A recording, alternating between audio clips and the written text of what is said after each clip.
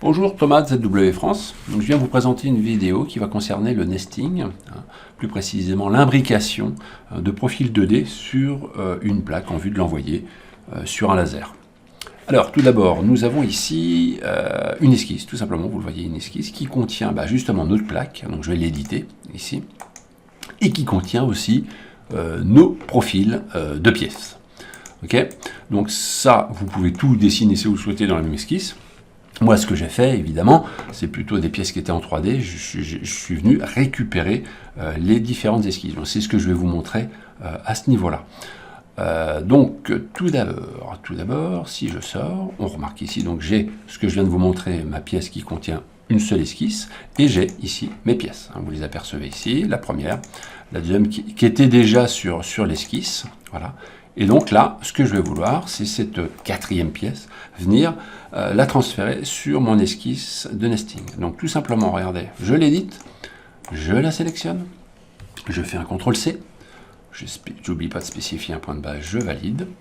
Voilà, c'est fait. Je n'ai plus qu'à retourner ici dans mon esquisse de nesting et je fais un CTRL-V. Voilà. Donc dans l'idée ici, vous venez éventuellement récupérer tous vos esquisses 2D de tous les profils de pièces que vous voulez récupérer. Voilà.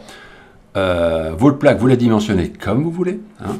À partir de là, nous allons aller dans l'application pour lancer le calcul d'imbrication. Donc vous allez voir, il y a principalement deux étapes. On va définir, c'est ce que je vais faire en premier, les profils qu'ont besoin d'être sur la plaque. Donc regardez, on les sélectionne tout simplement. On définit le nombre d'éléments, la marge entre éléments, si on accepte la rotation, la symétrie. On peut gérer des priorités pour un ordre. Je gère pas les priorités ici, mais on n'oubliera pas de définir un nom de profil et je l'ajoute ici. Je continue. Voilà, le deuxième, je vais en mettre lui 30. Voilà, je lui donne un nom, c'est le B, je l'ajoute. On continue le troisième. 25, c'est le C, je l'ajoute, et enfin la dernière pièce que je vous ai fait ici, on va en rajouter 18, et c'est ma pièce D que j'ajoute. C'est la première opération, elle est faite. Deuxième opération, il va falloir définir ma plaque. Donc je vais dans l'onglet vide, et de la même manière, je clique ici, je définis ma plaque, je lui mets cette fois-ci la marge, cette fois-ci par rapport au bord de la plaque, et de la même manière je lui donne un nom, plaque, et je l'ajoute. C'est fait, je n'ai plus qu'à valider. Le calcul en bas est parti. Donc l'algorithme calcule pour la disposition des pièces, la rotation si nécessaire. Donc la première chose que vous allez voir apparaître, c'est dans votre navigateur internet, le compte rendu HTML. Vous allez voir, voilà, il apparaît ici, je vous le mets en plein écran. Donc qu'est-ce qu'on a ici? Donc c'est intéressant, on voit bien la répartition sur la plaque, de couleurs différentes de chaque pièce.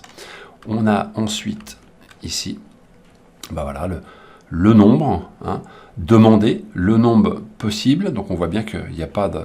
Il a pu tout mettre, la surface occupée par chaque élément. On a ensuite l'information, donc on voit qu'on utilise 27% de la plaque, on a 93 pièces qui sont faites et l'air occupé, la surface de la plaque. Donc voilà, le résultat ensuite graphiquement, vous l'avez ici, on l'a bien, la même chose à ce niveau-là. Donc là, ce que vous avez devant vous, là, c'est un groupe.